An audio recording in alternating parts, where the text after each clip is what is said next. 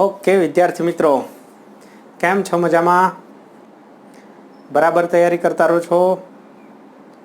Okay तो हवे आपणे सदिशोनी अंदर आगळ वधीए। सदिशो बहु मोटो टॉपिक छे। सदिशोनी अंदर आपणे दरेक विभागनी अंदर थोडું थोडું शीखता रह्या छीए। तो आगळना विभागनी अंदर आपणे शुं शीख्या हता सदिशोनी अंदर? तो सदिशोनी अंदर मने लागे त्यां सुधी आपणे सरवाळा बादबाकी पर आधारित दाखलाओ गण्या हता। सरवाळा बादबाकीना सूत्र पर आधारित दाखलाओ गण्या हता। ओके अने हवे आपणे आगळ वधारवाना छीए। सदिशोनी अंदर मोस्ट टाइम टॉपिक आपणे शीखवाना छीए। सदिशोनुं परस्पर लंब घटकोमां विभाजन। तमने एनी अंदर टॉपिक मळी जशे पेम्पलेटनी अंदर। सदिशोनुं परस्पर लंब घटकोमां विभाजन तो बहु अगत्यनो टॉपिक।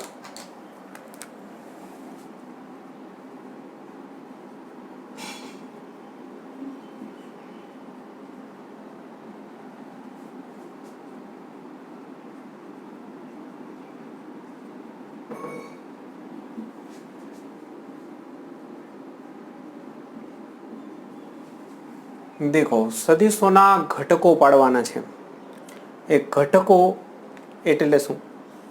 घटको कयो टको? घटको आ टको नहीं हो घटको। तो घटक एटले विभाग। तो अहींया बाळको तमे जे शीख्या छो कई कई वस्तु शीख्या छो एने पाછી याद करी लईए अने एना परथी आगळ वधीए। तो जुओ मित्रों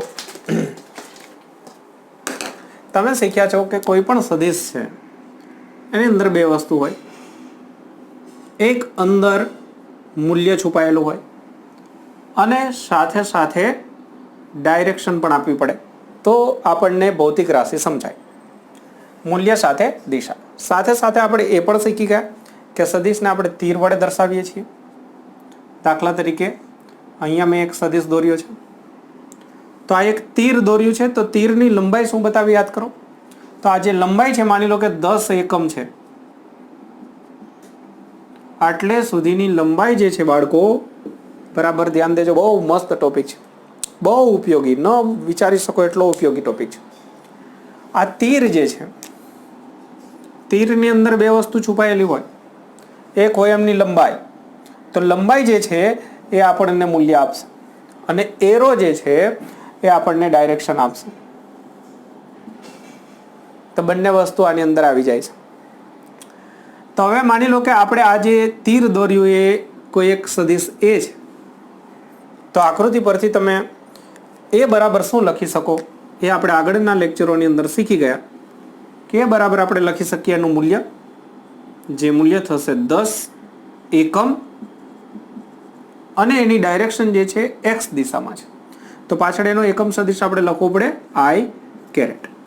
तो आनी अंदर बंने वस्तु आई गई जो 10 आयु मूल्य अने आई कैरेट आई एनी दिशा। बेजिक तो आवुं छे एकम सदिश परथी बन्युं छे मूल्य अने दिशा। आने आपणे एकम सदिश कहीए छीए। तो सूत्र हतुं एकम सदिश बराबर सदिश भागाकाરમાં मूल्य। आ सूत्र याद करो तो एमना परथी सदिश बराबर मूल्य ए जेटલું एनुं मूल्य थयुं 10 अने ए कैरेट एटले सदिश ए नी दिशामांनो एकम सदिश। सदिश ए अत्यारे एक्स दिशामां छे तो एक्स दिशामां छे तो पाछळ आपणे आई कैरेट लख्युं। आधार सदिशो आगळनुं लेक्चर ना जोयुं होय तो जोई लेजो, पछी ज आमां खबर पड़शे, नहींतर कंई खबर पड़शे नहीं। तो आ तमने खबर छे। हवे आटली वस्तु तमने समजाई गई छे। चलो आ ज रीते हवे मने एक बीजो एक सदिश मान लो के तमे आम बळ लगाड्युं, आ बळ लगाड्युं अने अहींयाथी आटली तीरनी लंबाई छे मानी लो के 20 न्यूटन અને એની ડાયરેક્શન છે વાય ડાયરેક્શન માની લો કે। તો હવે મારે બળનો સદિશ લખવો હોય તો શું લખાય, કઈ રીતે લખાય વિચારો કો। આ જ રીતે તમારે બનાવવાનું છે। તો પહેલા કોઈ પણ સદિશ હોય તો પહેલા શું લખાય, પછી શું લખાય યાદ કરો અને વિચારીને કહો। તો પહેલા લખાય મૂલ્ય, બરાબર છે। તો મૂલ્ય કેટલું છે? લંબાઈ। આ એની લંબાઈ થઈ ગઈ તો લંબાઈ પરથી આપણને મૂલ્ય મળશે 20 ન્યૂટનનું। 20 ન્યૂટન એનો એકમ થઈ ગયો અને સાથે સાથે ડાયરેક્શન જે વાય દિશામાંના એકમ સદિશને આપણે જે કેરેટ વડે દર્શાય। તો જો મૂલ્ય થયું 20, જે કેરેટ થઈ એમની દિશા। મૂલ્ય અને દિશા સાથે સાથે એકમ તો આવે છે। ઓકે, એકમ કોઈ બી હોય, બળ હોય તો ન્યૂટન હોય, તમે ચાલતા ચાલતા જતા હોય અંતર હોય તો મીટર હોય, પછી બીજી કોઈ બી ભૌતિક રાશિ હોઈ શકે છે. આપણે જનરલ એ લઈએ તો એકમ, કંઈ ખબર ના હોય તો પાછળ એકમ લખીએ. કંઈ ભૌતિક રાશિ છે એ ખબર ના હોય, જનરલ ચર્ચા કરતા હોય ત્યારે આપણે એકમ લખી દેતા હોઈએ છીએ. ચાલો, તો અહીંયા આપણી પાસે બે મેં સદિશ દોર્યા તમને બંને માટેનું આવડી ગયું છે. આ જૂના લેક્ચરનું, આગળના લેક્ચરનું છે. પણ હવે અહીંયા એક પ્રશ્ન સરસ છે કે આ મેં એવી ડાયરેક્શન પસંદ કરી કે જે આપણી જાણીતી દિશા છે, એક્સ અને વાય. ઓકે, આપણે કોઈકને જાણીએ છીએ એવી દિશા છે અને હવે આપણે અજાણી દિશામાં જવાનું છે. તો એ બી મેં કહ્યું હતું ત્રાસું હોય તો શું થાય, બસ આ ત્રાસા માટેનો જ લેક્ચર છે. ત્રાસાને સીધા કરવાના છે. આડાવડા ચાલતા હોય ને એ લોકોને આપણે મારી મચડીને સીધા કરી દેવાના છે. તો બસ એમના માટેનો જ આ લેક્ચર છે ને, એ બહુ અગત્યનો છે. ત્રાસા ચાલતા લોકોને સીધા કરવા એ તો જોરદાર કામ જ છે, તમે જાણો છો. તો ચલો હવે અહીંયા આગળ વધીએ છીએ. બરાબર મસ્ત રીતે ધ્યાન દેતા જજો.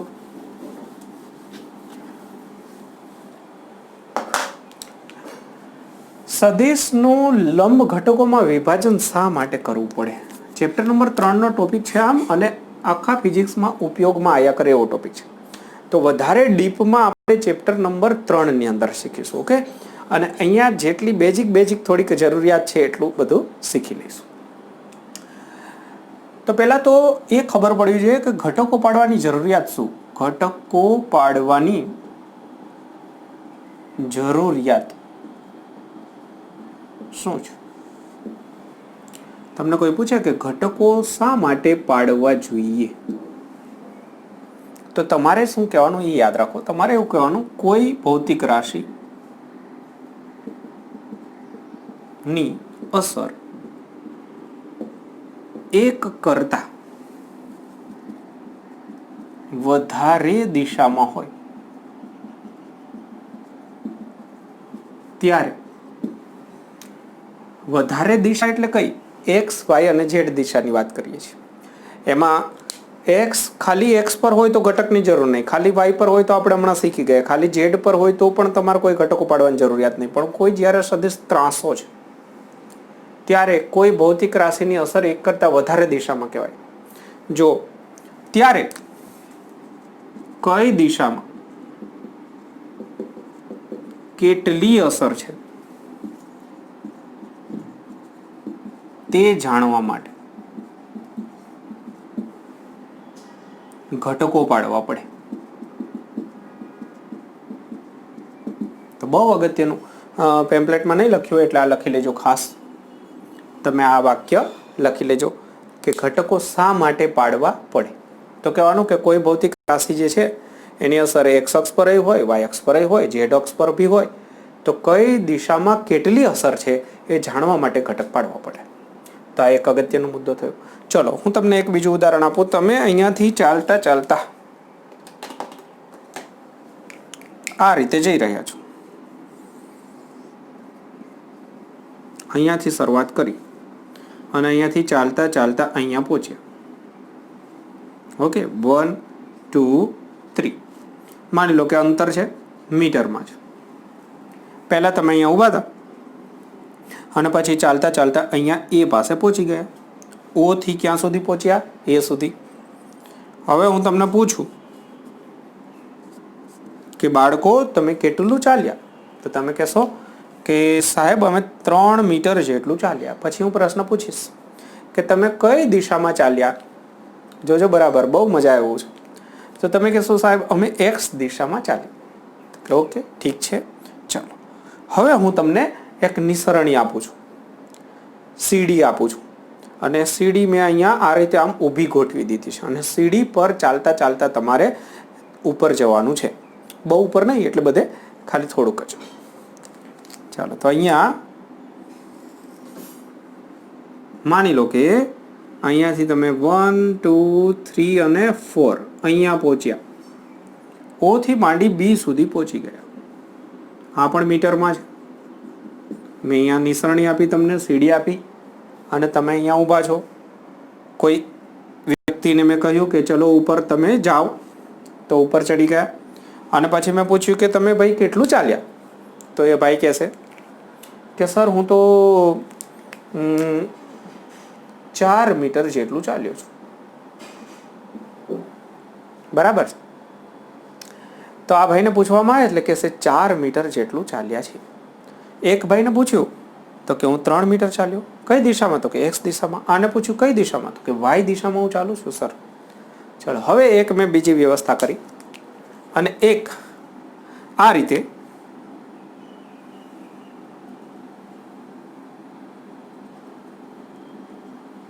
ત્રાસી નિસરણી રાખી.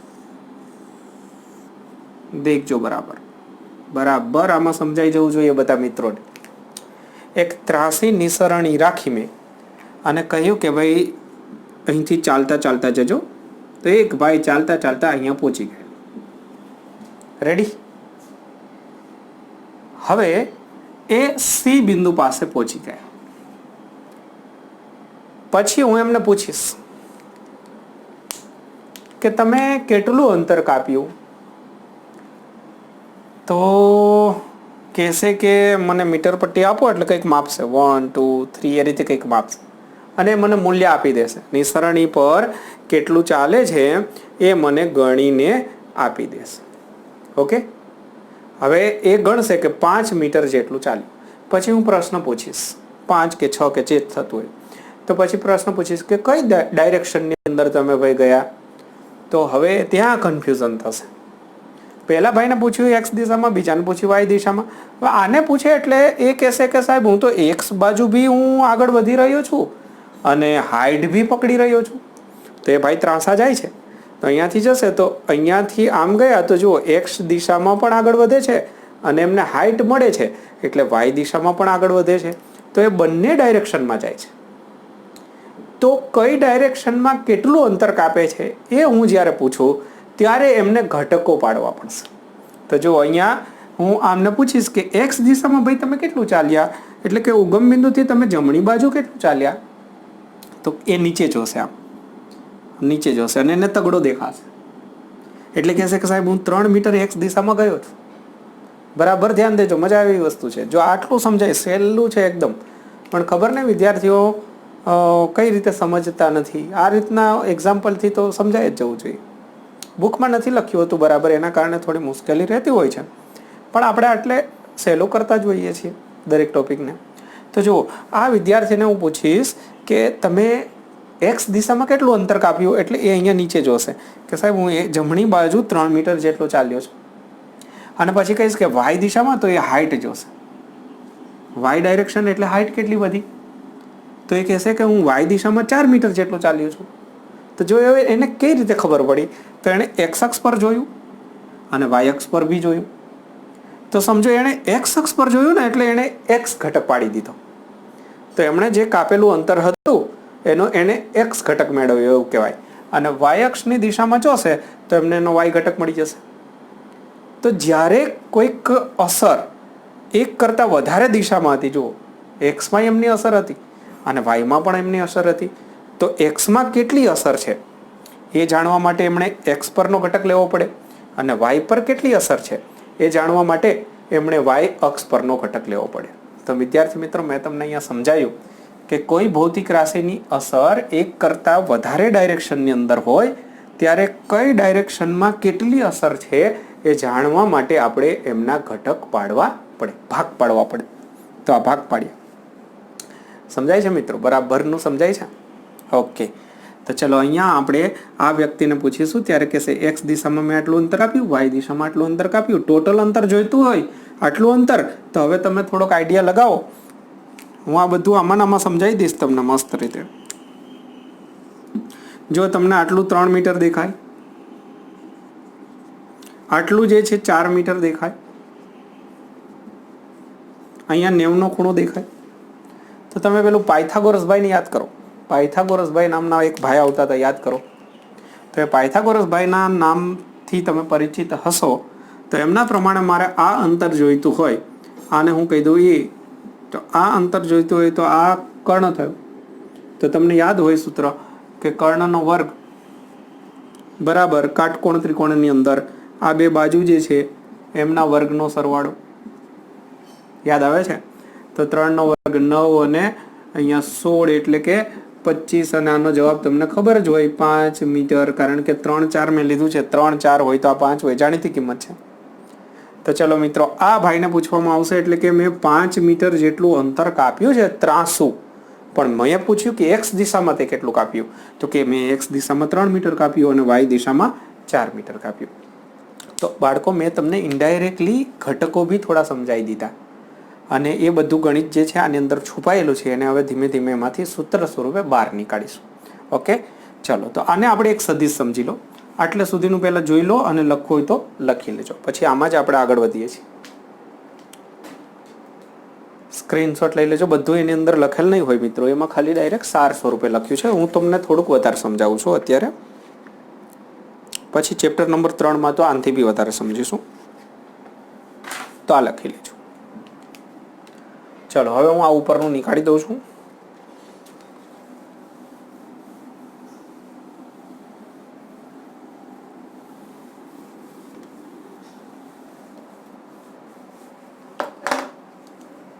હવે જુઓ, બરાબર આપણે કોઈ એક સદિશ ધારી લઈએ આને એ સદિશ. આ અત્યારે મૂલ્ય થયું, આપણે એને સદિશ સ્વરૂપે રાખીએ તો એમના બે ભાગ પાડ્યા. એમાં એક ભાગ જે છે ને એક્સ અક્ષ પર ગયો. પહેલા સદિશની જગ્યાએ અદિશની જેમ સમજાવી દઉં, પહેલા અદિશ સમજ્યા છીએ. તો આ જે છે એના બે ભાગ થયા. એક ભાગ જે છે એ એક્સ અક્ષ પર પડ્યો, એને આપણે કહીશું એક્સ ઘટક, એનો એક્સ ઘટક. અને એક ભાગ વાય અક્ષ પર પડ્યો, એને કહીશું વાય ઘટક, જેની કિંમત મળી 4. અહીંયા પણ વાય ઘટક કહી શકો છો તમે, કારણ કે આ બે સરખું જ હોય. તો દેખો, એના બે ઘટક પડી ગયા, પરસ્પર લંબ ઘટક પડી ગયા. સદિશનું પરસ્પર લંબ ઘટકોમાં વિભાજન કરવાનું છે આપણે, તો બે ભાગ થઈ ગયા. ઓકે, તો એનો એક એક્સ બાજુનો ઘટક પડ્યો કહેવાય અને આને એનો વાય બાજુનો ઘટક પડ્યો કહેવાય. તો બરાબર, હવે અહીંયા એ બી જોજો કે આ જે એક્સ અક્ષ સાથે બનાવેલો ખૂણો જો એમનો થીટા હોય, ઓકે, તો થીટા ખૂણો હોય તો આ જે ઘટક છે એમના માટે એક સૂત્રનો ઉપયોગ કરીશું.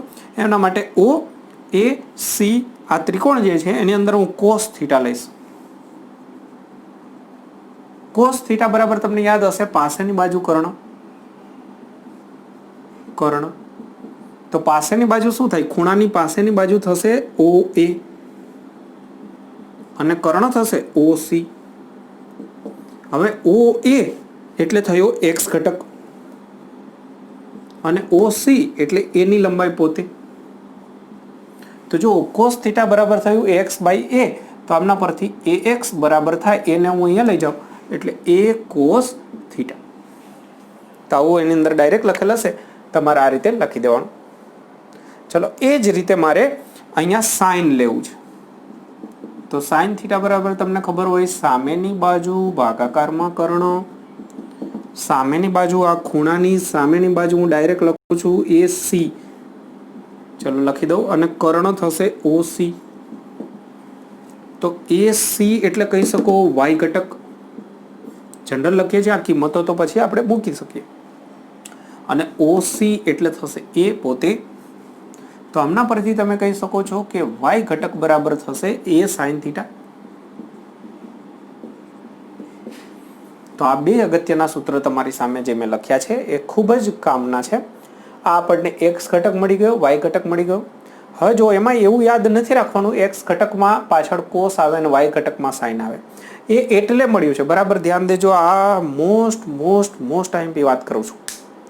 અહીંયાથી ઘણા બધા વિદ્યાર્થી મિત્રો અહીંયા ખોટું સૂત્ર ગોખી નાખે છે. આ સૂત્ર ગોખી નાખે છે જે હંમેશ સાચું નથી. તમને એમ થાય તો પછી આ કઈ રીતનું સૂત્ર આવ્યું, આમાંથી તો સાચું લાગે છે. ત્યારે સાચું છે કે જ્યારે આપણે ખૂણો અહીંયા ધાર્યો. હવે તમે આ ખૂણો અહીંયા ધારો તો શું થાય? આ પાસેની બાજુ થઈ જાય સમજો, અને આ સામેની બાજુ થઈ જાય, તો પછી આપણા કોસ અને સાઇનના સૂત્ર ઊંધા થઈ જાય. તો તમે ખૂણો અહીંયા ધાર્યો છે એટલે આ પાસેના ઘટકની અંદર આવશે. ખૂણાની પાસેનો ઘટક કોસ આવે, યાદ રાખો. આ ખૂણો જે છે એની પાસેનો ઘટક કોસ આવશે, એટલે એક્સમાં કોસ આવ્યું એટલા માટે કે ખૂણાની પાસેનો ઘટક છે, અને સામેના ઘટકમાં સાઇન આવે. તમે ખૂણો અહીંયા ધાર્યો હોત, બરાબર ધ્યાન દેજો, અથવા અહીંયા ધાર્યો હોત, કેમ કે આ બે સરખા જ થાય. તો જો તમે અહીંયા ધાર્યો હોત થીટા ડેશ, તો હવે હું તમને સાઇન લેવાનું કહેત ને તો તમે સાઇનમાં આવત, એક્સ ઘટક સાઇનની અંદર આવત, તો એક્સ ઘટકની અંદર સાઇન આવી જાત. તો તમારે આવું વ્યાપક યાદ રાખવાનું છે, કોઈ દિવસ કોઈ પ્રોબ્લેમ જ ના આવે. ખૂણાની પાસેનો ઘટક કોસ, થીટાની પાસેનો ઘટક અને થીટાની સામેનો ઘટક. સામે સાઇન, શું યાદ રાખશો? સામે સાઇન, સામેનો ઘટક સાઇન અને પાસેનો ઘટક કોસ. તો આ બે અગત્યના સૂત્ર થઈ ગયા. અને ત્રીજું સૂત્ર જે છે મિત્રો, એ પાયથાગોરસથી હમણાં મેં તમને સમજાવ્યું એ જ. અહીંયા આપણે પાયથાગોરસનો ઉપયોગ કરીશું. પાયથાગોરસના નિયમ પ્રમાણે શું થશે? ઓ સીનો સ્ક્વેર બરાબર ઓ એનો સ્ક્વેર અને એ સીનો સ્ક્વેર. તો આમના પરથી ઓ સી એટલે એ સ્ક્વેર, ઓ એ વ્યાપક લઉં છું, ઓ એ વ્યાપક એ એક્સ કહીશું અને એ સી ને આપણે એ વાય કહીશું. તો આમના પરથી આપણને આ મોસ્ટ આઈએમપી સૂત્ર મળ્યું. એમાં હું રૂટ નીકાળું તો એ બરાબર થઈ જાય બાળકો. જુઓ, એ બરાબર થશે અંડર રૂટની અંદર એ એક્સ નો વર્ગ અને એ વાય નો વર્ગ. તો આ મોસ્ટ આઈએમપી સૂત્ર તમારી સામે ત્રીજું મળી ગયું. તો જોઈ લો, 3 સૂત્ર તમારા માટે આ બહુ કામના સૂત્રમાં આવી જશે. સાથે સાથે એક ચોથું સૂત્ર કહું છું, આ નીકાળી દઉં છું.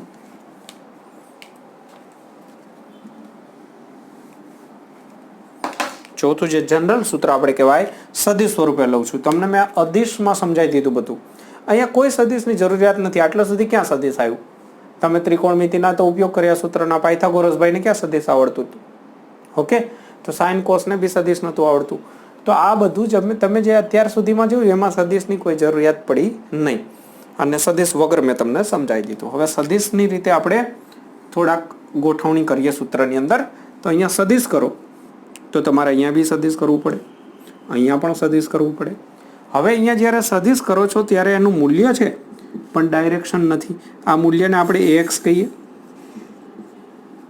ડાયરેક્શન એક્સ અક્ષ પર એટલે આઈ કેરેટ લખાય. અને એ જ રીતે આને તમે લખી શકો એ વાય જે કેરેટ. ચાલો, તો બરાબર. હવે અહીંયા યાદ રાખવાનું છે સૂત્ર, એના બે ઘટક પડે, એ એક્સ અને એ વાય. એના બે ઘટક એ એક્સ એ વાય. એક્સ અક્ષ પરના ઘટકને એક્સ કહેવાય, વાય અક્ષ પરના ઘટકને એ વાય કહેવાય. હવે એમાં આ રીતે લખાય, એ એક્સ કોઈ પણ સદિશ બરાબર એમનું મૂલ્ય અને એમની ડાયરેક્શનનો એકમ સદિશ. ફરીથી આપણે આ જ કર્યું, કોઈ પણ સદિશ બરાબર મૂલ્ય અને ડાયરેક્શન. કોઈ પણ સદિશમાં શું હોય? મૂલ્ય અને દિશા. તો આ સદિશની અંદર મૂલ્ય અને દિશા. તો ચલો વિચારીને મને કહો, આમાં શું લખાય? વાય ઘટક. તો આ સદિશનું મૂલ્ય પાછું લખીશ એ વાય, જે અહીંયા છે 4, અને એની ડાયરેક્શન મારે લખવી હોય તો ઉપર તરફ છે એટલે અહીંયા જે કેરેટ લખાય. તો આ રીતે લખાય. તો જો સદિશ સ્વરૂપે આ રીતે લખાય. ઓકે બાળકો, તો બરાબર આ અગત્યની વસ્તુ છે, એના પર ધ્યાન દેજો. અને આવું ન લખેલું હોય તો યામ પદ્ધતિમાં પણ લખાય, એક આવું પણ લખાય. આ 3 જે છે એનો મિનિંગ એક જ છે. આ 3 નો મિનિંગ એક જ છે. તો આ પણ ખાસ લખી રાખજો. કદાચ આની અંદર બધું લખ્યું હોય, ના લખ્યું હોય, ટૂંકમાં સાર સ્વરૂપે લખ્યું છે ને એટલા માટે હું થોડુંક વધારે સમજાઈ રહ્યો છું આજે. ખબર નહીં, ઈચ્છા થઈ ગઈ તો કીધું વધારે સમજાવી દો. ઓકે, તમારા નસીબ. વધારે સમજશો તો લખવું બી વધારે તો પડશે. ઓકે, તો આની અંદર એ બધું આપ્યું નથી. હા, 2 તો આપ્યા જ છે અને ત્રીજું આ પણ તમે લખજો. તો આ સાર થયો બાળકો, ઘટકોનો સાર થયો આટલો. 2 ઘટકો કયા કયા હોય? 2 ઘટક તમને જો મળી જાય તો એમના પરથી તમે મૂલ્ય બી શોધી શકો છો. અને સદિશ સ્વરૂપે લખવાની આ રીત છે. સાથે સાથે હજુ એક સૂત્ર આપી દઉં છું, એ બી રહી ગયું છે. ચલો, એનું મૂલ્ય તમને મળ્યું પણ એની ડાયરેક્શન જોઈતી હોય તો tan થીટા લેવામાં આવે છે. tan થીટા બાળકો એટલે સામેની બાજુ એટલે એ વાય અને પાસેની બાજુ કેમ કે સાઇન અને કોસ લીધા તો ટેન ને બી ખોટું લાગે ને, એટલે આપણે ટેન લઈ લઈએ. તો સામેની બાજુ એટલે વાય ઘટક થશે અને પાસેની બાજુ એટલે એક્સ ઘટક થશે. બસ, તો આ સૂત્ર થઈ. ઓકે બાળકો, તો ચિત્રામણ ઘણું બધું કરી દીધું છે. એક જ ત્રિકોણમાંથી બધું નીકાળ્યું છે બાળકો. જુઓ, એના બે ઘટક પડ્યા એક્સ અને વાય. એના પરથી એક વખત સાઇન લીધું, એક વખત કોસ લીધું, એક વખત ટેન લીધું, એક વખત પાયથાગોરસભાઈને બોલાયા અને વધારામાં સદિશ માટે આટલું. તો આટલું બરાબર પાકું કરો, પછી આના દાખલાઓ જે છે કઈ રીતે બને એ સમજાવું છું. પાછું ઝડપથી એક વખત રિપીટ કરી દઈશ. હા ચલો, આટલું લખી લેજો. પાછું એક વખત રિપીટ પણ કરું છું. નીકાળી દઉં છું અત્યારે.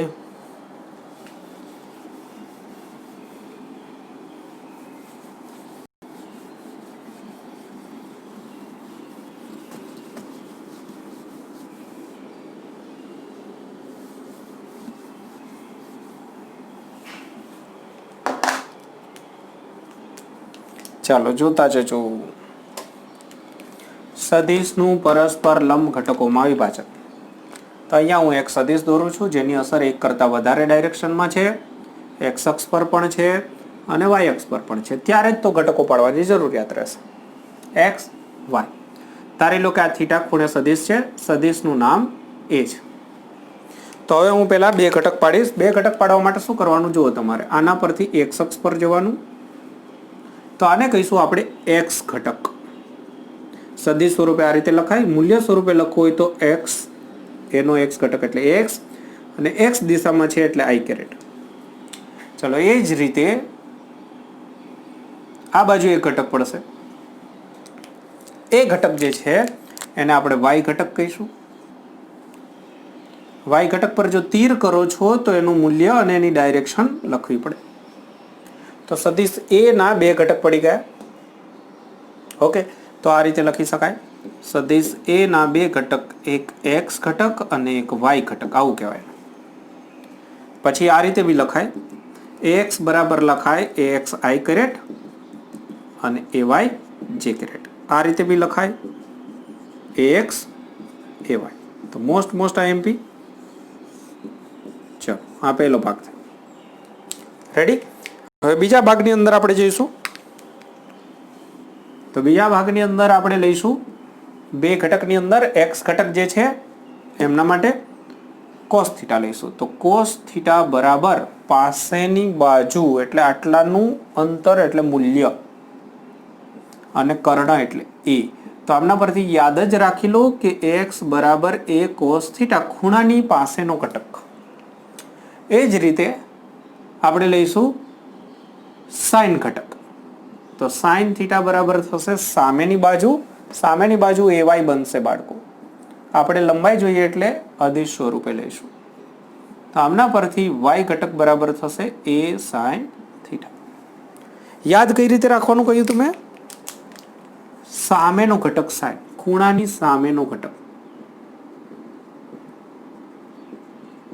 થીટાની સામેનો ઘટક અને આ થીટાની પાસેનો ઘટક. ત્યારબાદ બે ઘટકો થઈ ગયા. ત્યારબાદ આપણે લઈશું મૂલ્ય. ત્રીજામાં લઈશું મૂલ્ય. મૂલ્ય માટે પાયથાગોરસ.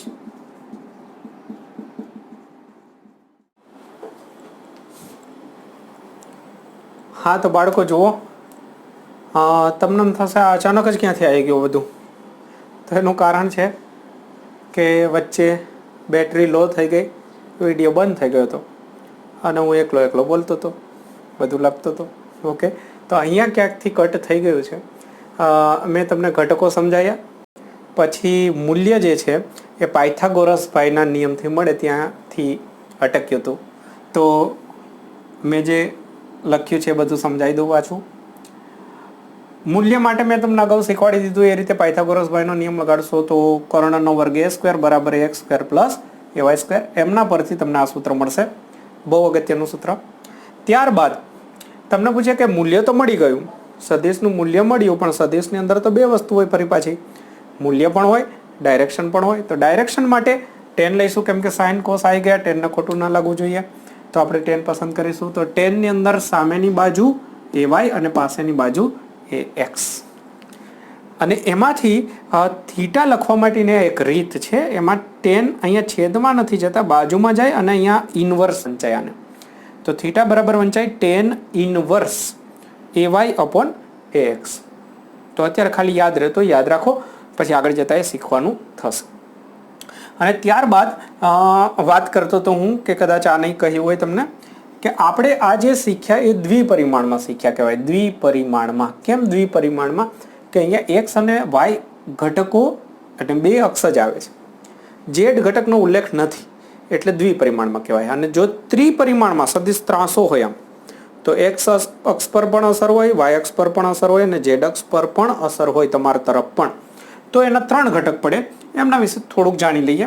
તો 2 ઘટક હોય એની જગ્યાએ એક્સ એ વાય, એની જગ્યાએ પાછળ એ ઝેડ આવી જાય. એ જ રીતે એ એક્સ આઈ કેરેટ, એ વાય જે કેરેટ, અને એમાં ઉમેરાઈ જાય એ ઝેડ કે કેરેટ.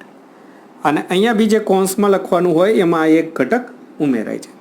તો આ રીતે ત્રિપરિમાણમાં ઘટકો માટેનું સૂત્ર જે છે બસ આ રીતે થઈ જશે. ખાલી ત્રીજો ઝેડ ઘટક ઉમેરાઈ જશે.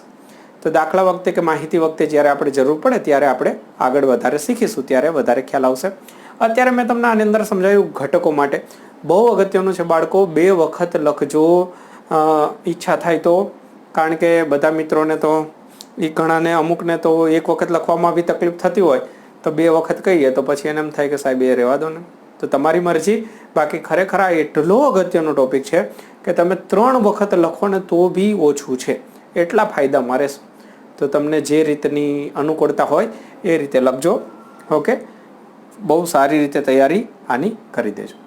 તો ચલો મિત્રો, આની અંદર આપણે આટલા સુધીનું રાખીએ અને પછી આને લગતા અમુક નાના નાના દાખલાઓ જે છે એ હું તમને સમજાવું એટલે ઘટકો વિશેની ખબર પડે. તો પહેલાં આટલું લખી લેજો, બરાબર મસ્ત રીતે લખી લેજો.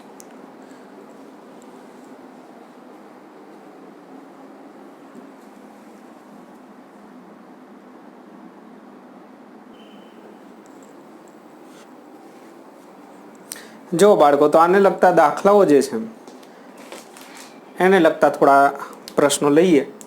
તો માની લો કે તમને આ રીતે આપી દે કે કોઈ એક સદિશ એ ના 2 ઘટકો એક્સ બરાબર 3 મીટર અને એ વાય બરાબર 1 મીટર છે.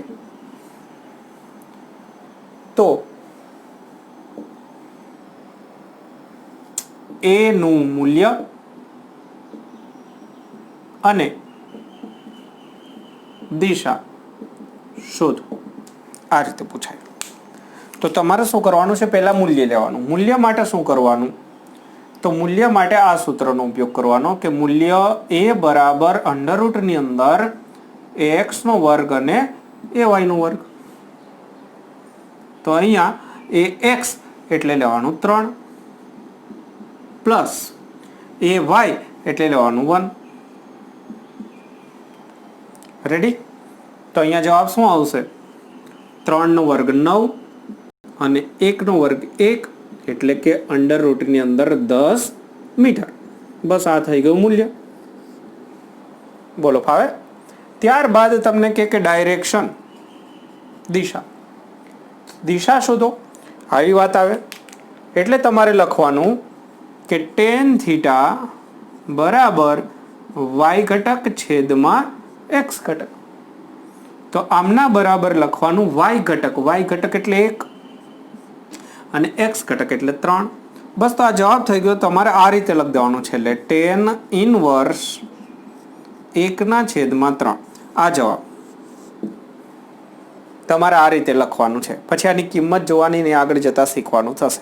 અત્યારે થીટા એટલે ડાયરેક્શન, કયા ખૂણે સદિશ છે એ મળી ગયું અને એની લંબાઈ કેટલી છે. તો મૂલ્ય આમાં થઈ ગયું અને આ ડાયરેક્શન થઈ ગઈ.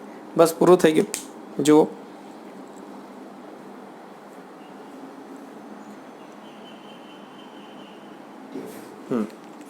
ચાલે તો છે ભાઈ. ચલો, ત્યારબાદ બીજું એક એક્ઝામ્પલ લઈ લઉં. માની લો કે તમને કે કોઈ એક સદિશ બી છે. ઓકે, બી ની અંદર 5 મિનિટ રાહ જુઓ. જમવાનો સમય થઈ ગયો છે, પણ એમને ક્યાં ખબર સદિશ તો ચાલે છે. સદિશોની અંદર પૂરું કરવું પડે. તો b ના બે ઘટકો જે છે એ માની લો કે bx બરાબર 2 મીટર અને by બરાબર -2 મીટર. ઓકે, તો b નું મૂલ્ય અને દિશા શોધો, આવો પ્રશ્ન. તો આ નીકાળી દઉં છું હવે. તો બરાબર ધ્યાનથી સમજવા લાયક દાખલો છે. હું તમને સદિશની ભાષામાં પહેલા ખાલી લખતા શીખવાડું. તો આપણે આ રીતે લખતા હતા bx i કેરેટ અને by j કેરેટ. આવું લખાય ને? ના લખાય? ભૂલી ગયા શું? bx સદિશ લખાય. ચલો આવું તો લખાય ને. b ના બે ઘટક bx અને by. પછી bx બરાબર લખાય bx નું મૂલ્ય i કેરેટ, પછી by નું મૂલ્ય j કેરેટ. ચલો તો બરાબર આવું લખાય bx ની જગ્યાએ 2 પછી i કેરેટ અને by ની જગ્યાએ ફરીથી -2 અને j કેરેટ. બરાબર ધ્યાન દેજો. અને આ જે છે એનો એકમ મીટર. તો અહીંયા જવાબ 0 આવે કે ના આવે? તો બાળકો આનો જવાબ 0 ના આવે. આ સમજાવવા માટે જ આ દાખલો લીધો છે. આનો મિનિંગ શું થાય એ સમજી દઈશું હમણાં. એ પહેલા મૂલ્ય ગણી દઈએ અને ડાયરેક્શન જોઈ લઈએ. ચલો, મૂલ્ય માટેનું સૂત્ર છે કે b બરાબર bx નો વર્ગ પ્લસ by નો વર્ગ. bx એટલે 2 નો વર્ગ પછી વચ્ચે પ્લસ આવે અને by જે છે ને એ -2 આ રીતે આવે. તો માઇનસ અહીંયા ના આવે બાળકો, અહીંયા હંમેશા પ્લસ જ આવે. કોઈ દિવસ મૂલ્યમાં માઇનસ આવે જ નહીં. આ બહુ અગત્યની વાત મેં કહી છે. ક્યારે અહીંયા માઇનસ આવે જ નહીં. નોંધ કરીને લખી લેજો. તો અહીંયા તમે જોઈ શકો છો કે આનો જવાબ શું થશે? તો 4 પ્લસ આનો જવાબ બી 4. તો અંડર રૂટની અંદર 8 અથવા 2√2 લખો હોય તો લખી શકાય. ચાલો હવે ડાયરેક્શન. તો દિશા માટે મેં શીખવાડ્યું થીટા અથવા તો ટેન થીટા. ટેન થીટા બરાબર y ઘટક છેદમાં x ઘટક. આવું યાદ રાખો. y ઘટક શું છે? તો y ઘટક જે છે -2, x ઘટક છે 2, તો -1 જવાબ મળ્યો મિત્રો. ટેન થીટા બરાબર -1, તો થીટા બરાબર થાય ટેન ઇનવર્સ -1. આ રીતે ના ફાવે તો આ રીતે છેલ્લે બસ લખીને રાખો. અને હજુ આગળ 1-2 સ્ટેપ છે, પછી આગળ જતા શીખીશું. આમાં -12 નીકળે અને 10 ના કયા ખૂણાની કિંમત 1 થાય એ ખૂણો અહીંયા લખવાનો હોય અને એ આવે 45. તો આનો જવાબ થાય -45 એંગલ પર હશે. આને હું આકૃતિ દોરીને તમને સમજાવવાનો પ્રયત્ન કરું તો તમને ખ્યાલ આવશે. જુઓ બરાબર. આ થોડા આપણે ડીપમાં જઈ રહ્યા છીએ, પણ તમે આ લેવલે પ્રયત્ન કરશો તો ફાવી જશે. એટલું બી અઘરું નહીં લાગે, હું માનું ત્યાં સુધી. ચલો જો આપણે b સદિશ છે ને એના બે ઘટકો છે. bx બરાબર 2 મીટર એટલે x દિશામાં 2 મીટર. આ થયો bx. પછી y દિશામાં -2 મીટરનો મતલબ થાય આ રીતે, -2 મીટર. આ થયો y ઘટક. તો b ક્યાં હોય આમાં? b ના બે ઘટક હોય ને એટલે b અહીંયા હોય. આને તમે આમ જોડો ને એટલે આ b હોય. તો દેખો આ b થાય. તો b 0 થોડી છે, આ b સદિશ 0 છે. તમે આ બેનો સરવાળો કરો અને માઇનસના કારણે એવું વિચારો કે 0 થઈ જશે, તો ના, b સદિશ અહીંયા છે એનો મતલબ એવો થશે. અને આ ખૂણો જે છે ને એ -45 આવ્યો. x અક્ષ સાથે નીચે તરફ હોય તો -p કહેવાય એમને. તો આ -45 એટલે નીચે તરફ આવી ગયો. જો તો આ b સદિશ આપણને મળ્યું. તો એક અલગ એક્ઝામ્પલ બી લઈ લીધું તમને પ્રેક્ટિસ થાય એટલા માટે. તો આ બી લખી દેજો બાળકો. હોમવર્કની અંદર આ જે લેક્ચર છે એનું હોમવર્ક શું? તો પહેલાં પેમ્પલેટમાં તો કંઈ ખાસ મળશે નહીં, એમાં થોડુંક બેઝિક સૂત્ર જ લખ્યા છે. તો અહીંયા લેક્ચર આખો જોવાનો, એમાં જે મેં શીખવાડ્યું એ જ બધું હોમવર્ક. બસ જે મેં લખ્યું, જે કહ્યું એ જ તમારે બધું હોમવર્કમાં લખી દેવાનું છે. છેલ્લે આ 2 દાખલા જોયા તો એ બી હોમવર્કમાં. ઓકે, શીખવાડું થોડું વધારે. એકાદ સરવાળો કરાવડાવી દો. આ વ્યક્તિગત સદિશ એ લીધો તો, એક બી લીધો તો. હવે હું તમને બેઝિક રીતે એક સરવાળો કરાવી દઉં અથવા બાદબાકી કરાવી દઉં. ચાલો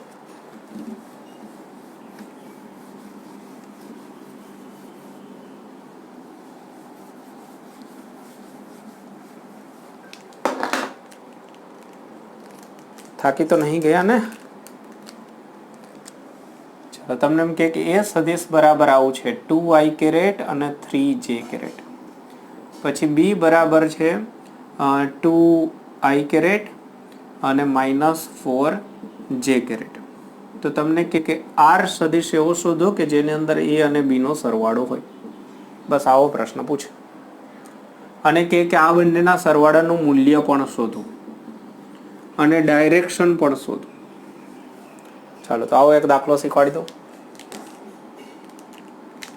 તમારે શું કરવાનું છે? જો આ રીતે ઉકેલ લખવાનો કે આર એ અને બી નો સરવાળો છે. તો પેલા એ લખવાનો, પછી બી લખવાનું.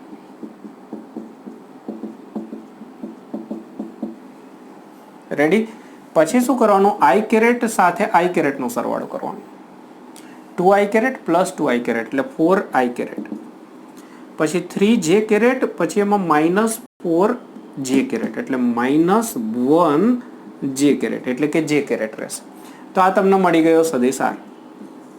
આ સદિશ સ્વરૂપે મળી ગયું. બસ હવે તમારે મૂલ્ય અને દિશા તો આગળ જે દાખલો ગણતા હતા એ જ રીતે આનું મૂલ્ય જોઈતું હોય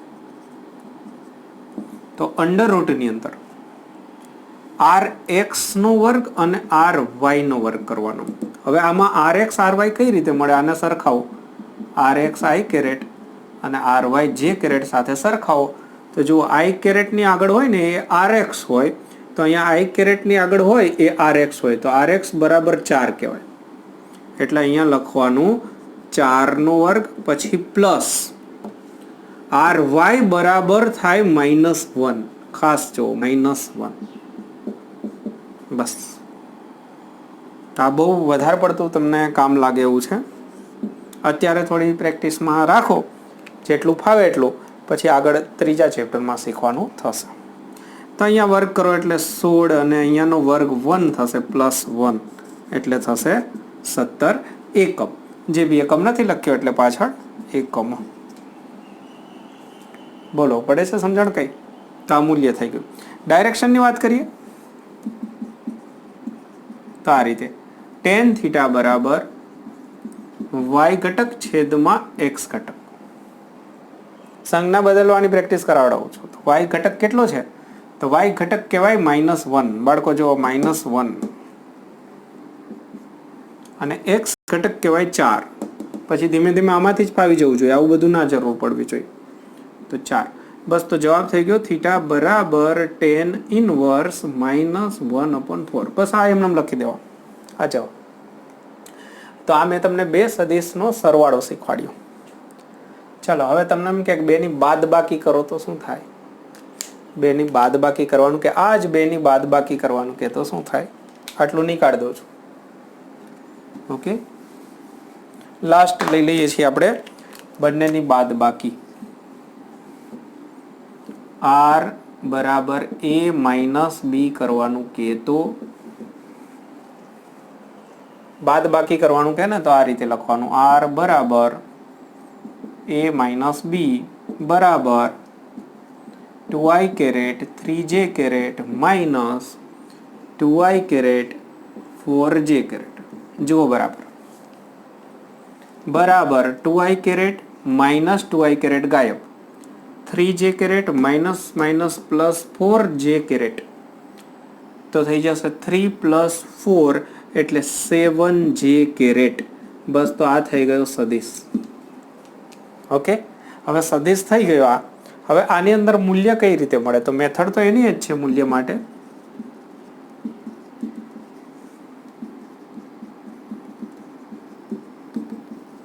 જો આમાં x ઘટક બચ્યો નથી, j કેરેટ એટલે y ઘટક કહેવાય. x ઘટક છે જ નહીં એટલે x ઘટક 0, y ઘટક 7 થાય તો 7 નો વર્ગ અને એનું પાછું રૂટ એટલે જવાબ આવે 7. અને ડાયરેક્શનની વાત કરીએ તો ડાયરેક્શન માટે ફરીથી એ જ મેથડ છે, પણ આની અંદર ડાયરેક્શન ડાયરેક્ટ જ ખબર પડી જાય. 90 આવે. કેમ? તો કે જે કેરેટની ડાયરેક્શનમાં છે જો એક જ છે એટલે આની અંદર બીજું કંઈ છે નહીં. તો ડાયરેક્શન જે છે એ થીટા બરાબર આવશે 90 ડિગ્રી, કેમ કે જે કેરેટની દિશામાં છે. બસ પૂરું. તો અહીંયા જ્યારે એક જ ઘટક બચે ને બાળકો, ત્યારે આ મૂલ્ય હોય પોતે જ અને આ ડાયરેક્શન હોય. તો આવું બધું કંઈ કરવાની જરૂર ના હોય. એક જ ઘટક બચે તો, બે ઘટક રહે તો આ રીત છે જ. એક જ ઘટક રહે તો તમને પૂછે કે આનું મૂલ્ય કેટલું, તો કે આનું 7, ડાયરેક્શન કેટલી, તો કે વાય. બોલો, ખબર પડી? બસ એટલું જ તમારે રાખવાનું.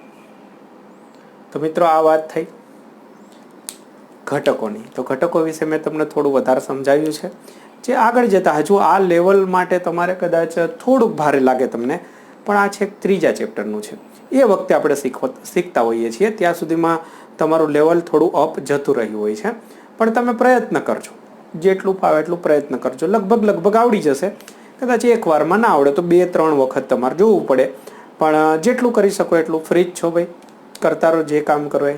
ઓકે, ચલો તો બાળકો મળતા રહીએ. આટલે સુધી આની અંદર રાખીશું.